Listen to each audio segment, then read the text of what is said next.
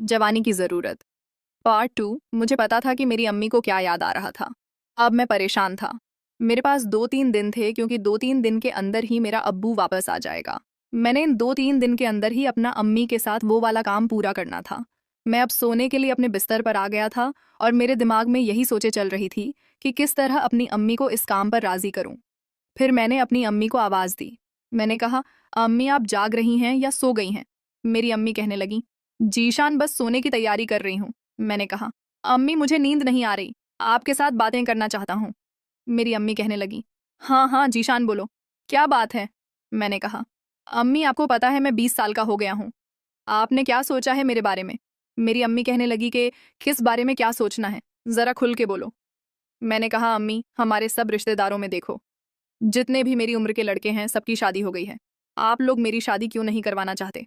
असल असल में मैं इस तरह की बातें करके अम्मी को इस मुद्दे पे लाना चाहता था। मेरी अम्मी कहने लगी, जीशान तुम्हें तो पता है हम अभी अभी कराची आए हैं यहाँ पे, सेट तो होने दो, शादी भी कर देंगे। तुम्हारी क्या जल्दी है? मैंने कहा, नहीं अम्मी, आपको कोई जल्दी नहीं है, लेकिन मुझे तो है। मैं रातें कैसे गुजारता हूँ आपको पता है, मैं कितना बेचैन हूँ, मैं किस तरह अपना गुजारा करता हूँ। मोबाइल में वीडियो देखकर मैं काम चला रहा हूँ। मेरी अम्मी कहने लगी, बदतमीज इंसान अपनी अम्मी से किस तरह की बात कर रहे हो?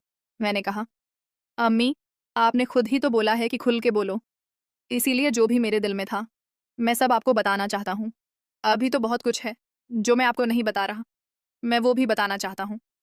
वो कहने लगी, क्या मतलब है? इतना कुछ तो बोल चुके हो, इससे आगे और रहता क्या है? जीशान मेरे साथ ऐसे बातें ना किया करो। मुझे पता है तुम अब बड़े हो गए हो, तुम्हारा अब्बू आ जाए तो हम इस बारे में ज़रूर सोचेंगे।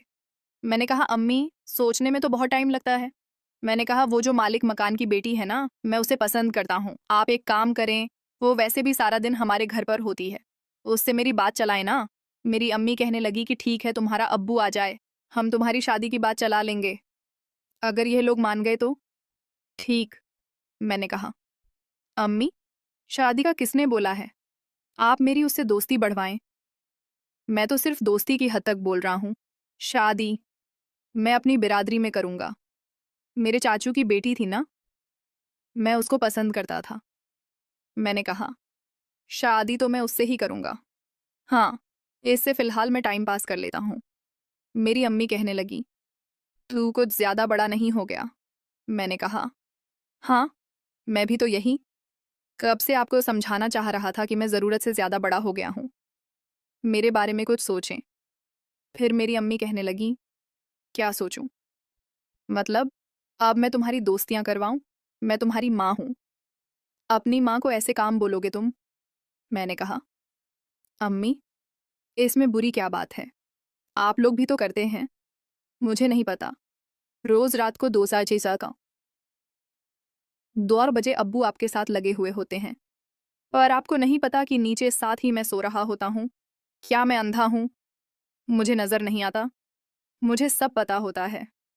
मेरी अम्मी कहने लगी, बेशर्म इंसान, माँ बाप को देखते हो? छप छप कर मैंने कहा कि देखना क्या है, आप लोगों को खुद सोचना चाहिए कि मैं साथ ही पड़ा हुआ हूँ और एक ही कमरे का तो मकान है।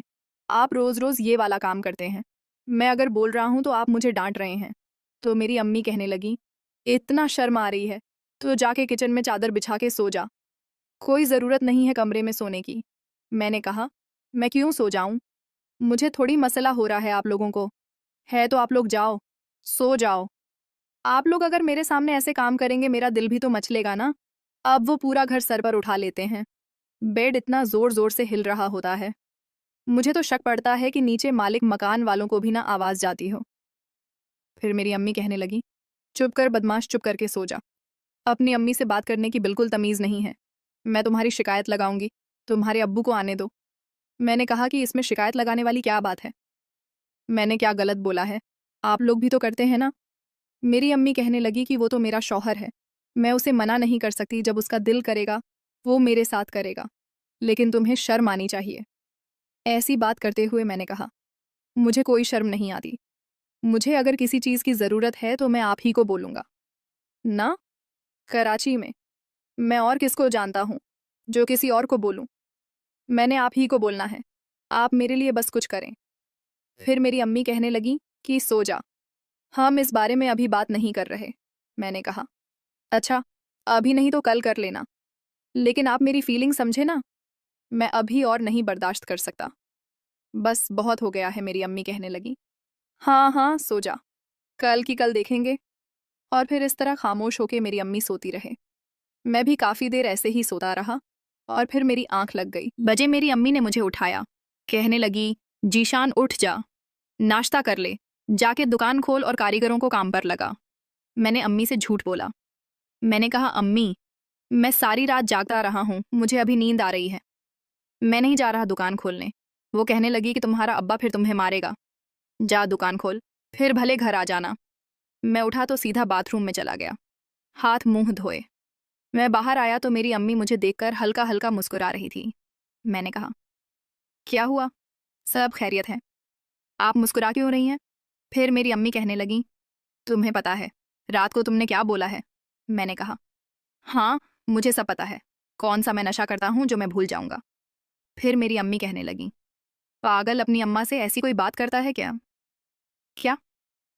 मैंने कहा, अम्मी, मैं आपको सीधी बात बोलूं, अगर आप बुरा ना मानो तो मेरी अम्मी कहने लगी, इतनी बातें तो बोल चुका है, अभी तक तो मैंने कुछ भी बुरा नहीं माना, जब मेरी अम्मी ने यह बोला तो मेरा हौसला और बढ़ गया। मैंने कहा, हाँ, ये तो आप ठीक कह रही हैं। मैंने कहा, मैं ये भी कह रहा था, अगर आपने मेरा काम नहीं करवाया तो मालिक मकान की बेटी के साथ फिर मैं कुछ भी कर लूंगा। फिर मुझे आपने बोलना नहीं है कि यह तुमने क्यों किया?